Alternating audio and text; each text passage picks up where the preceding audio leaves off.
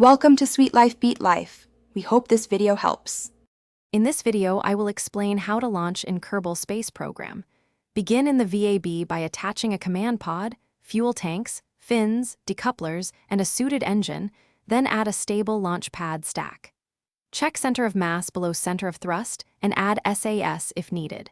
Set a staging sequence and enable camera to watch separation. Throttle to 100% on launch. Hold a smooth gravity turn to 45 degrees by 10 kilometers altitude to circularize. Trim and thrust are vital for stable ascents, so test designs in low-risk modes.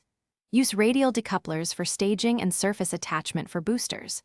Balance parts to minimize wobble and use fairings for aerodynamic parts. When designing, aim for a 3x thrust-to-weight ratio at launch and keep fuel comfortably above payload needs. Perform quick suborbital hops to test staging and control authority before committing to orbital attempts. Iterate designs based on flight telemetry and visual behavior. If you're finding this helpful, please subscribe and like so I can make more clear guides.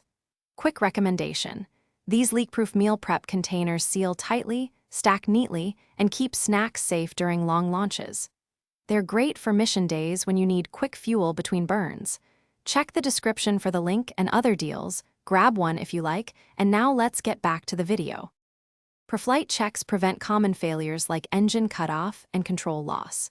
Confirm staging order, SAS activation, and parachute arming if returning. Verify aerodynamic panels and stability augmentation are correct. At T-0, engage SAS and full throttle. Rapidly confirm liftoff and stage when needed.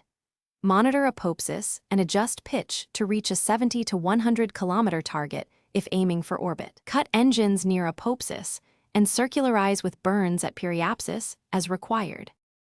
Thanks for watching. Consider subscribing if we helped you.